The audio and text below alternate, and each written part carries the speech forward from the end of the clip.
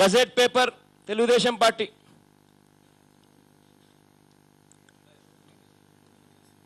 ఈనాడు 10/3/2015 కాకినాడలో చదువుతా. అద్దె చెల్లించకపోతే ఇల్లు ఖాళీ చేయాలంటూ యజమాని హెచ్చరిక. ఫీజులు చెల్లించకపోతే హాల్ టికెట్ ఇవ్వలేదంటూ కళాశాల నుంచి తాకీదు. 10 నెలలుగా చేతికందని జీతం రాళ్ళు. భార్య 2 పిల్లలను పోషించుకోవడానికి వీలైన చోట్ల అప్పులు. కొత్తగా ఎక్కడా చేబదులు పుట్టని పరిస్థితి. వెరసి ఎన్నెన్నో కారణాలు ఆయనపై ఒత్తిడి పొంచాయి. వాటి పుణ్యమా అని కొత్తపల్లి మండలం కొనపాపపేట ఉప కేంద్రంలో ఆరోగ్య కార్యకర్తగా హెల్త్ అసిస్టెంట్ చెక్కా దావీదు రాజు 45 సోమవారం విధి నిర్వహణలో కుప్పకూలారు.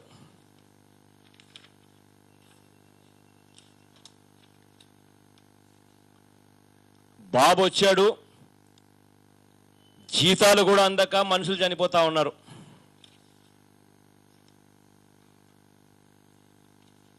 ఇవాళ రాష్ట్రంలో చంద్రబాబు నాయుడు గారి మేనిఫెస్టోలో మొన్న అసెంబ్లీలో నేను చూపించా.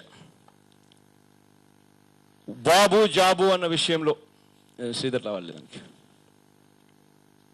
చూపించు. దానికి బాబు జాబు అన్న విషయంలో ఇదే చంద్రబాబు నాయుడు గారు అవుట్సోర్సింగ్ కాంట్రాక్టు ఉద్యోగస్తులకు సంబంధించి బాబు వస్తాడు, మా ఉద్యోగాలన్నీ రెగ్యులరైజ్ అయిపోతాయి, బాబు వస్తాడు, మా ఉద్యోగాలన్నీ పర్మనెంట్ అయిపోతాయని ఎదురు చూశారు. Page number 30 Telugu Desam party manifesto. IKP, NREGS, RTC, విద్యుత్, వైద్య, ఆరోగ్య మొదలైన ప్రభుత్వ సంస్థల్లో పనిచేస్తూ ఉన్న కాంట్రాక్టు అవుట్సోర్సింగ్ సిబ్బంది సర్వీసులను క్రమబద్ధీకరించేందుకు తీసుకోవాల్సిన చర్యలను పరిశీలిస్తామన్నారు. ఇవాళ ఏమంటా ఉన్నారంటే మేము పరిశీలిస్తామన్నామే కానీ ఉద్యోగాలు ఇస్తామని మేము అన్నామా అని అంటున్నారు. ఆ రోజు ఎన్నికలప్పుడు పరిశీలిస్తున్నాము అని అంటే దాని అర్థం పరిశీలించాలి కదయ్యా, కమిటీ వేయాలి కదయ్యా, చూడాలి కదయ్యా, తర్వాతనే కదా చెయ్యాలి కదయ్యా అని చెప్పి ఆ రోజు కాన్ఫిడెన్స్ ఇచ్చారు. ఇవాళ పరిశీలిస్తామంటే దాని అర్థం ఉద్యోగాలు ఇవ్వడమా అని అడుగుతా ఉన్నారు. ఇవాళ అవుట్సోర్సింగ్ అయితేనేమి, కాంట్రాక్ట్ అయితేనేమి, సెమీ గవర్నమెంట్ పోస్టులో ఉన్న వాళ్ళు అయితేనేమి రాష్ట్రంలో దాదాపుగా 3 లక్షల పైచిలుకున్నారు. వీళ్ళ భవిష్యత్ ఏమిటి అని చెప్పి రోజు గొడవలు, స్ట్రైకులు, ధర్నాలు మనం అంతా కూడా గమనించాం. అంగన్వాడీలు వచ్చారు. అంగన్వాడీలు వచ్చి మాకు జీతాలు పెంచండి, మాకు పోస్ట్ రిటైర్మెంట్ బెనిఫిట్స్ ఇవ్వండి అని అడిగితే జీతాలు పెంచమని, పోస్ట్ రిటైర్మెంట్ బెనిఫిట్స్ ఇవ్వమని అడిగిన పాపానికి వాళ్ళు అసెంబ్లీ ముట్టడి చేస్తూ ఉన్నారు అని ప్రతి జిల్లాలోనూ అరెస్టు చేశారు. విచక్షణ లేకుండా కొట్టారు. టీవీలు మార్మోగాయి. అసెంబ్లీలో హౌస్ను స్టాల్ చేశాం మేము, స్పందన ఉండదు. చివరకు వీళ్ళ పరిస్థితి ఎలా ఉందనంటే ఆర్టీసీలో ఇచ్చిన జీవో ఇది. జీవో ఏంటి తెలుసా? ఇది చెప్తుంది జీవో నెంబర్ 8. ఆర్టీసీలో ఇచ్చిన GO. Provided that stage carriage can be operated without a conductor if the driver of the stage carriage acts as a conductor, subject to the condition that he shall fulfill the conditions prescribed in Rule 72A. అంటే ఆర్టీసీలో కండక్టర్లను కూడా ఓడబెరుకుతున్నారు. 7,000 మంది conductor ఉద్యోగస్తుల పరిస్థితి కూడా ఏమిటో అర్థం కావడం లేదు. డ్రైవర్లనే కండక్టర్లను చేస్తారట. GO number 8.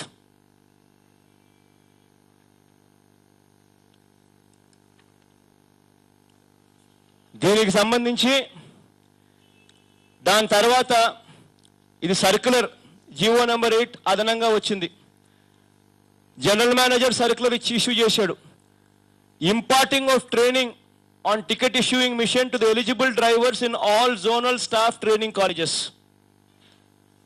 దీని తర్వాత జిఎం సర్క్యులర్ ఇష్యూ చేశాడు, ట్రైనింగ్ ఇస్తాడట డ్రైవర్లకు ఎలా టికెట్లు కలెక్ట్ చేసుకోవాలి అని.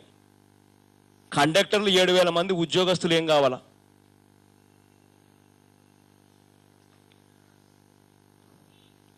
ట్రాన్స్కో ఉద్యోగస్తులు, జెన్కో ఉద్యోగస్తులు అందరినీ చూసాం. రోజు స్ట్రైకులు, ధర్నాలు. సంఘమిత్రులను చూసాం, రోజు అదే పరిస్థితి.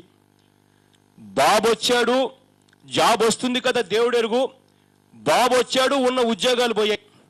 దాదాపుగా 35,000 మంది ఫీల్డ్ అసిస్టెంట్స్లు, ఆదర్శ రైతులు ఇవాళ రోడ్డు మీదకి వచ్చారు. నిస్సిగ్గుగా ఇవాళ చెప్పుకుంటారు ఆదర్శ రైతులు అనేవాళ్ళు చాలా అట్లాటోళ్ళు ఇట్లాటోళ్ళు, ఫీల్డ్ అసిస్టెంట్లు వాళ్ళు అట్లాటోళ్ళు ఇట్లాటోళ్ళు అని చెప్తారు. అయ్యా, ఈ ఆదర్శ రైతులను రిక్రూట్ చేసింది కలెక్టర్ గారు. కలెక్టర్లు ఇంటర్వ్యూలు చేసి దానికి ఒక క్రైటీరియా పెట్టుకున్న తర్వాత ఇంటర్వ్యూలు చేసిన తర్వాతనే వాళ్ళకు ఉద్యోగాలు ఇచ్చారు. 35,000 మంది ఫీల్డ్ అసిస్టెంట్లను ఆదర్శ రైతులను రోడ్డు మీద పెట్టారు.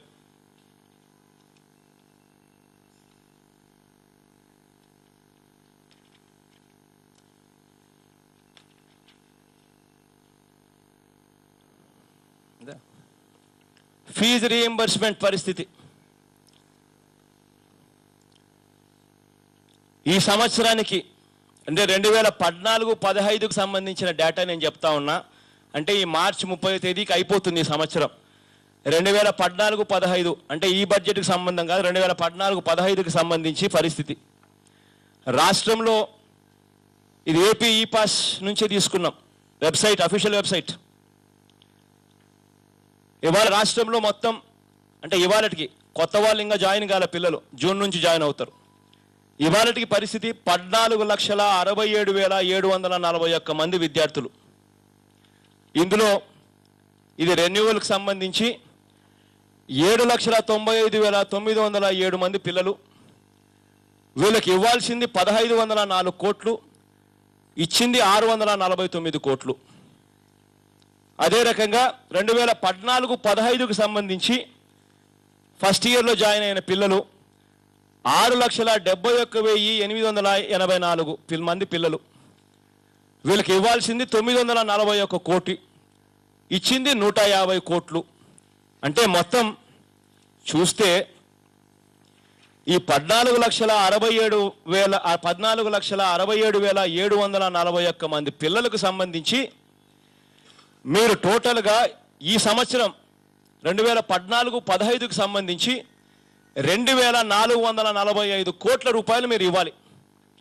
మీరు ఇచ్చింది ఎంత అంటే 799 కోట్ల రూపాయలు. అంటే 1,645 కోట్ల రూపాయలు 2014-15కు సంబంధించి బకాయిలు ఉన్నాయి. మరి ఇవాళ 2015-16కు పోతా ఉన్నాం. జూన్ నుంచి మళ్ళీ పిల్లలు జాయిన్ అవుతారు. మరి మళ్ళీ పిల్లలు జాయిన్ అయ్యి మళ్ళీ 2015-16కు సంబంధించి మళ్ళీ కనీసం ఎక్కువ లేకపోయినా ఇదే 2,445 కోట్లు అయితే అవుతుంది కదా. మరి అటువంటప్పుడు ఈ సంవత్సరం 2015-16కు సంబంధించిన 2,445 కోట్లు, 2014-15కు సంబంధించి బకాయిలుగా ఉన్న అంటే 2014-15 బకాయిలు అవుతాయి కదా, బకాయిలుగా ఉన్న ఈ 1,645 కోట్ల రూపాయలు రెండు కలిపితే 4,090 కోట్ల రూపాయలు అవుతాయి. మరి హైదరాబాద్లో చదువుతా ఉన్న మరో 50,000 మంది పిల్లల పరిస్థితి ఏమిటో ఎవరికీ తెలియడంలా. మహా అయితే దానికి 500 కోట్లు అవుతుంది. ఇవ్వడానికి ఈ ప్రభుత్వానికి మనసు రావడం లేదు. అది కూడా కలుపుకుంటే 4,500 కోట్లు కావాల్సి వస్తే ఈ ప్రభుత్వం 2,645 కోట్లు కేటాయించింది. అంటే డెఫిసిట్ 2,000 కోట్ల రూపాయలు పిల్లల జీవితాలతో చెలగాటమాడుతున్నారు.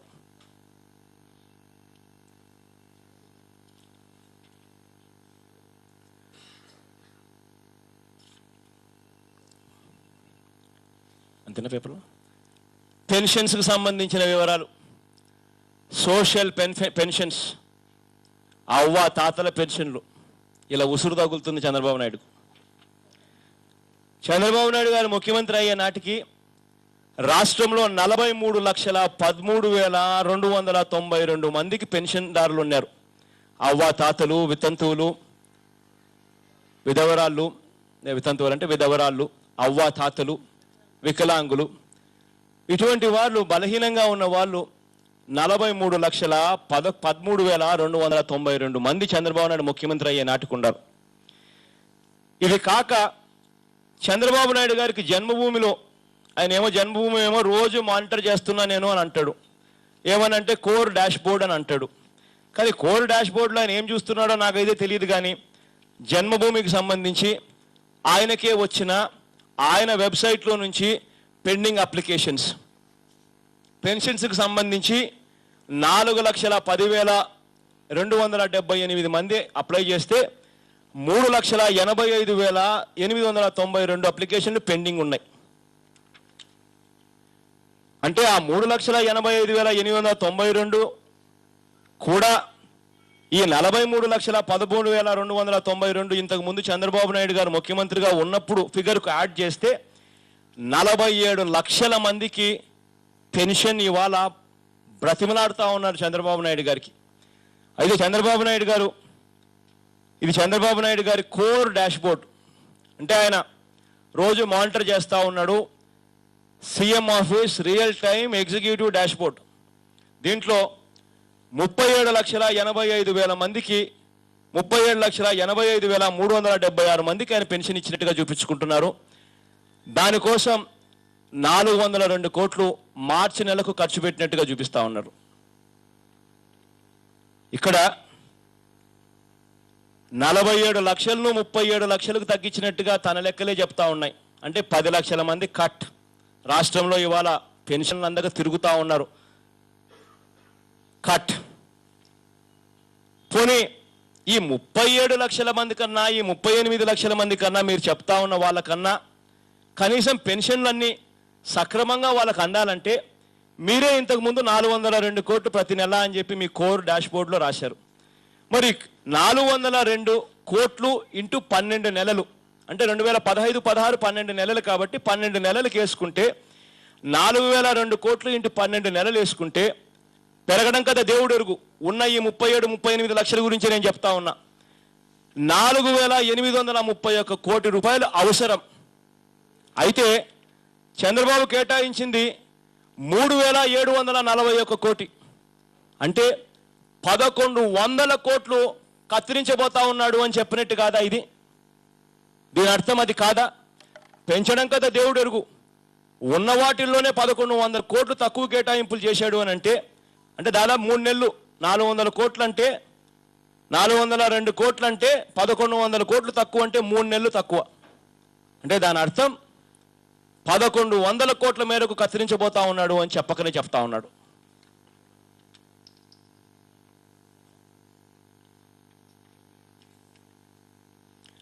హౌసింగ్ రాష్ట్రంలో 7,95,763 ఇండ్లు చంద్రబాబు నాయుడు గారు ముఖ్యమంత్రి అయ్యే నాటికి శాంక్షన్ అయి గవర్నర్ గారి పరిపాలన అన్నీ కూడా జరిగాయి. సీమాంధ్రకు సంబంధించి 7,95,763 ఇండ్లు శాంక్షన్ అయి ఎదురు చూస్తూ ఉన్నాయి ఎప్పుడు మాకు డబ్బులు వస్తాయని. ఆ శాంక్షన్ అయిన 7,95,000 ఇళ్లను నిర్దాక్షిణ్యంగా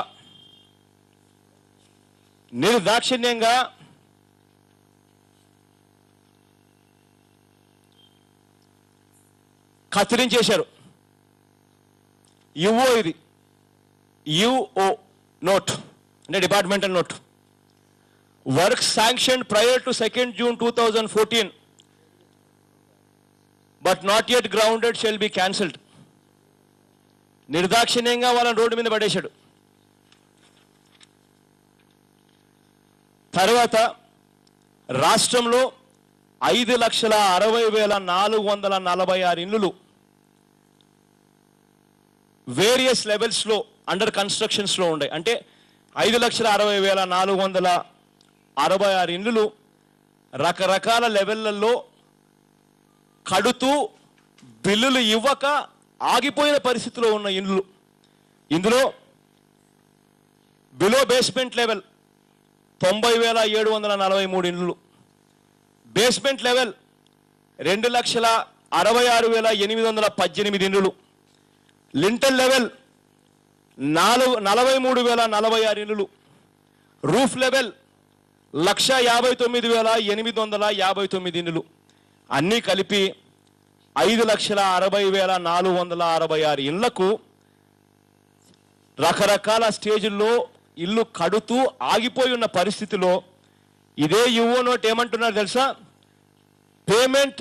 payments pertaining to housing shall be stopped. ఈ ఇళ్లకు సంబంధించి పేమెంట్స్ అన్ని ఆపేస్తూ ఇచ్చిన యువో.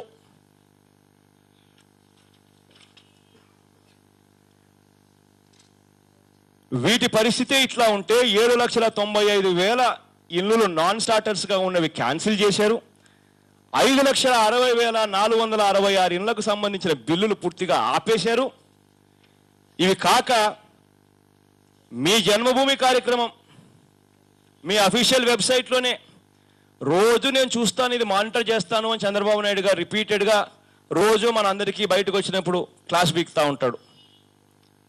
హౌసింగ్కు సంబంధించి జన్మభూమిలో 7,29,801 అప్లికేషన్లు తనకు వస్తే పెండింగ్లో ఉన్నవి 7,19,129. అంటే దాని అర్థం ఆ మిగిలిన 10,000 కూడా నాట్ ఎలిజిబుల్ అని చెప్పి ఊడబెరికింటారు. అంటే మొత్తంగా అన్ని పెండింగే. 7,19,129 ఇల్లులు పెండింగ్. ఇటువంటి పరిస్థితుల్లో చంద్రబాబు నాయుడు గారు ప్రభుత్వం ఈ ఇళ్లకు సంబంధించి బడ్జెట్లో కేటాయింపులు చేసింది ఎంత అంటే 656 కోట్లు ప్లాన్ బడ్జెట్లో కేటాయింపులు చేశారు. నేరేడు సంవత్సరం ఎంత కేటాయింపులు చేశారు ప్లాన్ బడ్జెట్లో అంటే 520 కోట్లు ప్లాన్ బడ్జెట్లో కేటాయింపులు చేశారు.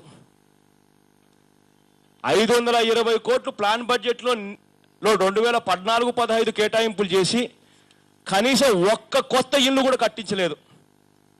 ఇవాళ మళ్ళీ ఈ సంవత్సరం 2015-16కు సంబంధించి ప్లాన్ బడ్జెట్లో 656 కోట్లు కేటాయింపులు చేశారు.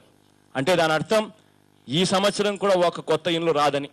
ఎందుకని ఈ మాట చెప్తా ఉన్నానంటే ఈ పెండింగ్లో రకరకాల స్టేజెస్లో పనులు మొదలుపెట్టి కన్స్ట్రక్షన్ సొగంలోకి వచ్చిన తర్వాత బిల్లులు పేమెంట్లు కాక ఉన్న ఇల్లులు 5,60,466 ఇల్లులు. వీటికి కనీసం 1,50,000 ఈయన ఇస్తానన్నాడు కొత్త ఇంటికి, దానికైతే దేవుడు ఎరుగు. కనీసం 50,000 రూపాయలు ప్రతి ఇంటికి ఇవ్వాలనుకున్నా కూడా వీటికి 5,60,466 ఇళ్లకు 50,000 వేసుకున్న 2,800 కోట్లు ఈ అండర్ కన్స్ట్రక్షన్స్లో ఇల్లు ఆగిపోయిన ఇళ్లకు చంద్రబాబు నాయుడు గారు 2,800 కోట్లు ఇవ్వాలి. అటువంటిది అండర్ కన్స్ట్రక్షన్లోనే 2,800 కోట్లు ఇవ్వాల్సి వస్తే ఈయన మొత్తం ప్లాన్ బడ్జెట్ 650 కోట్లు. అంటే ఈ సంవత్సరం కూడా ఒక్క కొత్త ఇల్లు కూడా కట్టించబోడు అని చెప్తా ఉన్నారు.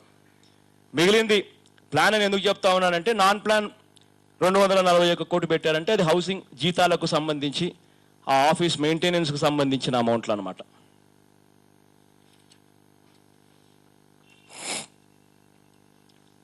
ఆరోగ్యశ్రీ పేరు మార్చారు, ఎన్టీఆర్ వైద్య సేవ అని చెప్పి మళ్ళా పేరు కూడా మార్చారు.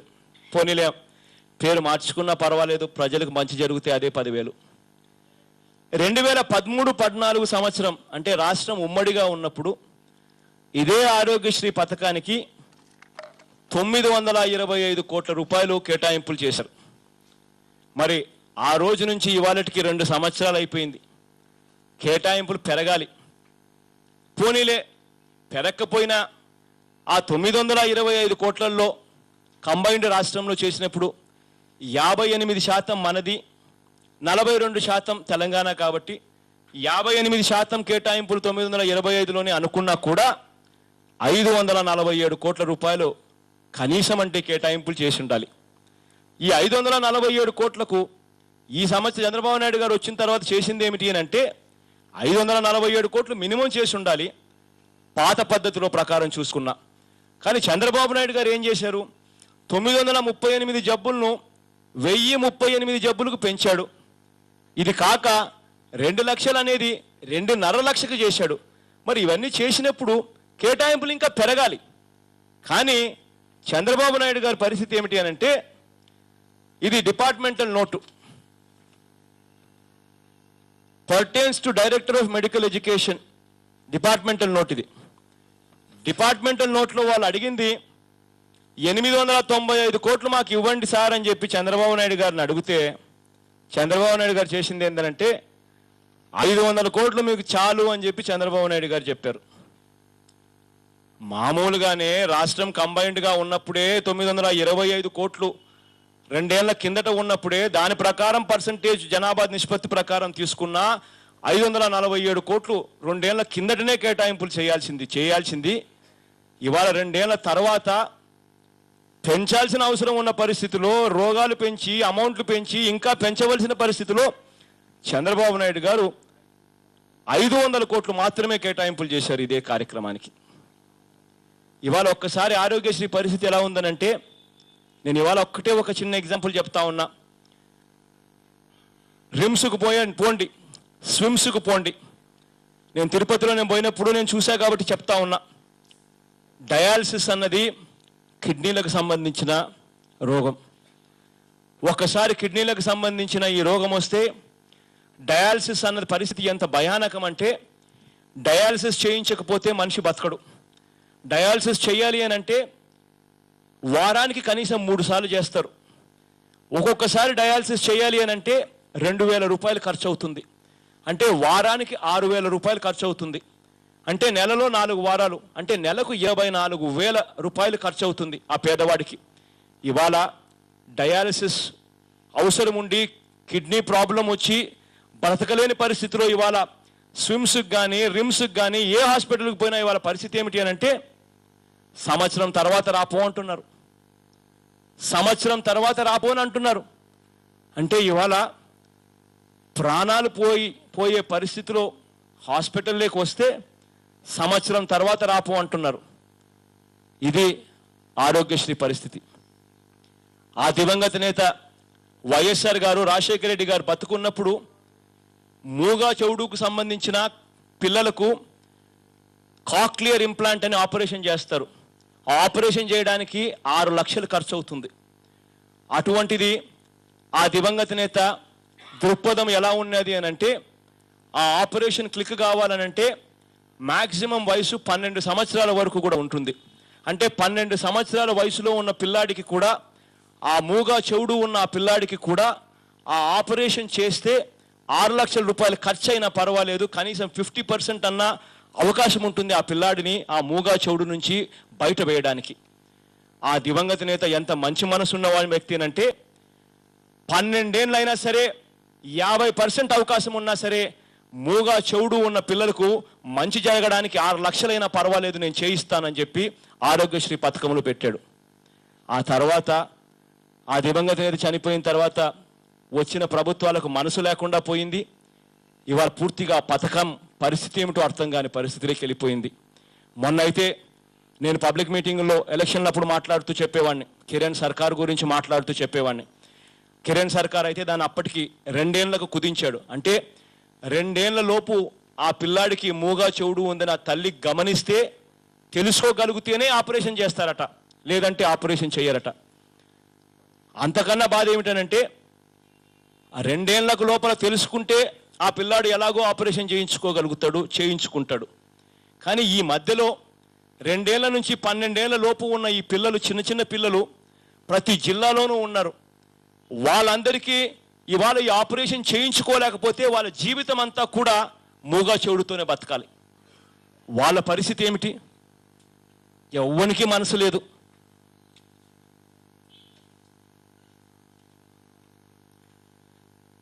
ఎస్సీ ఎస్టీ సప్లాన్,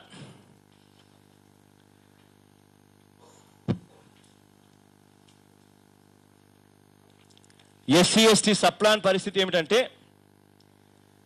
మామూలుగా ప్లాన్ ఎక్స్పెండిచర్ అనేది టోటల్ ఎక్స్పెండిచర్లో ప్లాన్ ఎక్స్పెండిచర్ అన్నది ప్రతి సంవత్సరం మీరు గత 10 సంవత్సరాలు గమనించినట్లయితే 10 సంవత్సరాలు నేను చెప్తా ఉన్నా టోటల్ ఎక్స్పెండిచర్లో ప్లాన్ ఎక్స్పెండిచర్ ప్రతి సంవత్సరం కనీసం 34-35% ఉంటుంది. ఎందుకు ఈ ప్లాన్ ఎక్స్పెండిచర్కు ఎస్సీ ఎస్టీ సప్లాన్తో అంత ఇంపార్టెన్స్ ఎందుకుంది అంటే ఆ ప్లాన్ ఎక్స్పెండిచర్ ఏదైతే ఉంటుందో ఆ ప్లాన్ ఎక్స్పెండిచర్లో ఎస్సీ ఎస్టీలకు వాళ్ళకు జనాభా ప్రకారం వాళ్ళను ఖచ్చితంగా వాళ్ళకు డబ్బులు కేటాయింపులు చేసి ఖర్చు చేయాలి. అదే సప్లాన్. అంటే ఎస్సీలకు 17.1, ఎస్టీలకు 5.33 రెండు కలిపి అదేలే కొంచెం అటు ఇటు 17.1, 17.63 ఏదైతే నేను రెండు అటు ఇటు 22 చిల్లర 22.43నో 63నో కొద్దిగా అటు ఇటు పర్సంటేజెస్ వైస్. అటువంటిది చంద్రబాబు నాయుడు గారి సర్కార్ మొదలైన వెంటనే మొట్టమొదటిగా 34-35% ఉండవలసిన సప్లాన్ను 2014-15లో ఆ సప్లాన్ను 34-35% ఉండాల్సిన plan expenditure out of total ఎక్స్పెండిచర్లో ప్లాన్ ఎక్స్పెండిచర్ 34-35% గత 10 ఏళ్ళగా ఉంటే చంద్రబాబు నాయుడు గారు వచ్చిన వెంటనే ప్లాన్ ఎక్స్పెండిచర్ టోటల్ ఎక్స్పెండిచర్లో 23%కి తగ్గించాడు. దీనివల్ల మొట్టమొదటి నష్టం ఎస్సీ ఎస్టీలకు జరిగింది. పోనీ ఆ 23%కు తగ్గించిన ఆ ఎస్సీ ఎస్టీ సప్లాన్లో ఆ ఎస్సీ ఎస్టీలు తగ్గించిన ఆ ప్లాన్ ఎక్స్పెండిచర్లో ఎస్టీ ఎస్టీలకు సంబంధించి అలొకేషన్ ఆ రోజు చంద్రబాబు నాయుడు గారు 4,280 కోట్లు చేశాడు. మరి ఇవాళ తన రివైజ్డ్ ఎస్టిమేట్స్లో తానే చంద్రబాబు నాయుడు గారు పక్కన ఏం చెప్పారు, ఖర్చు చేసింది 3,470 కోట్లు. అంటే మొట్టమొదటగా తగ్గించాడు. తగ్గించిన దాంట్లో కూడా 805 కోట్ల రూపాయలు తక్కువగా 805 కోట్ల రూపాయలు తక్కువ ఖర్చు పెట్టినట్టుగా తన రివైజ్డ్ ఎస్టిమేట్లో తానే చూపించుకుంటూ వచ్చాడు. ఇక్కడ ఆశ్చర్యం ఏంటంటే సవరించిన అంచనాలలో ప్లాన్ ఎక్స్పెండిచర్ 22,749 కోట్ల కింద చూపించాడు. ఆ సవరించిన అంచనాలలో మామూలుగా 17.63% తీసుకోవాలి. పోనీ 17.1% ఎందుకనంటే ఆ రోజు కొంచెం పర్సంటేజెస్ కాస్త జ్ఞాపకంలో తగ్గి నాకు 17.1% అని తీసుకున్నా. పోనీ 17.1%గా తీసుకున్నా కూడా 3,890 కోట్లు సవరించిన ప్లాన్లో ఎస్సీలకు సంబంధించిన అమౌంట్ 3,890 కోట్లు ఉండాలి. కానీ చంద్రబాబు నాయుడు గారు సవరించిన అంచనాల్లో కూడా 3,470 కోట్లే చూపిస్తున్నాడు. అంటే ఎస్సీల జీవితాలతో చంద్రబాబు నాయుడు గారు ఎలా చెలగాటలాడుతున్నాడు అని చెప్పడానికి ఇదే నిదర్శనం.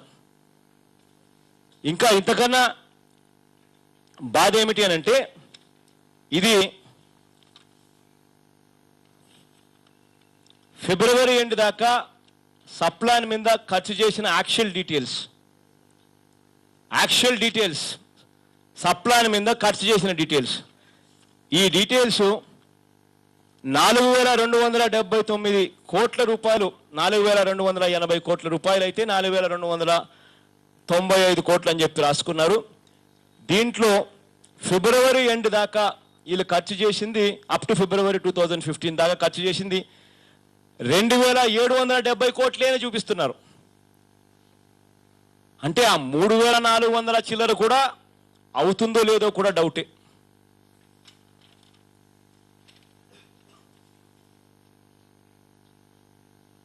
ఇంకా బాధ ఎక్కడ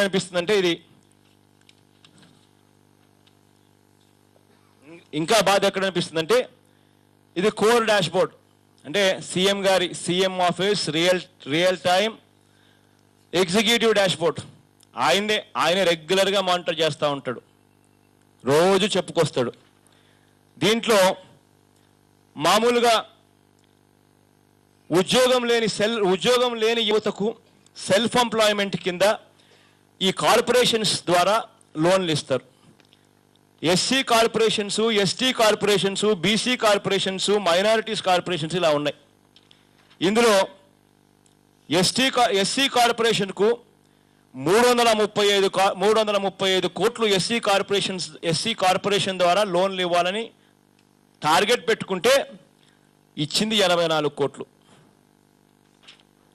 ఎస్టీ కార్పొరేషన్ ద్వారా 94 కోట్లు లోన్లు ఇవ్వాలి అని చెప్పి టార్గెట్ పెట్టుకుంటే ఇచ్చింది 9 కోట్లు. బీసీ కార్పొరేషన్ ద్వారా 361 కోటి రూపాయలు లోన్లు ఇవ్వాలనుకుంటే ఇచ్చింది 2 కోట్లు. మైనారిటీస్, క్రిస్టియన్స్, ముస్లిమ్స్ రెండు కలిపితే 33 కోట్లు మైనారిటీస్ కార్పొరేషన్స్ ద్వారా లోన్లు ఇవ్వాలనుకుంటే, మైనారిటీస్ ఆ తర్వాత క్రిస్టియన్ కార్పొరేషన్ ద్వారా ఇవ్వాలనుకుంటే ఇచ్చింది 0. మళ్ళీ రోజు కోర్ డాష్ బోర్డ్ అని బాబు రోజు మానిటర్ చేస్తాడు.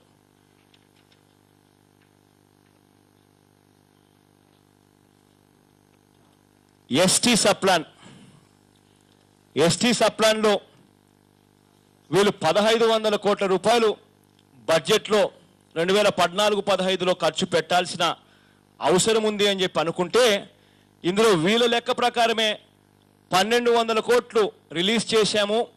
అందులో 1045 కోట్లు మాత్రమే ఖర్చు చేశాము. 4/3/2015 అంటే మార్చి 4వ తారీఖున 1045 కోట్లు మాత్రమే ఖర్చు చేశామని చెప్తా ఉన్నారు. 1500 కోట్ల రూపాయలు ఖర్చు పెట్టాల్సి వస్తే మార్చి 4 నాటికి 1045 కోట్లు మాత్రమే ఖర్చు చేశామని చూపిస్తా ఉన్నారు.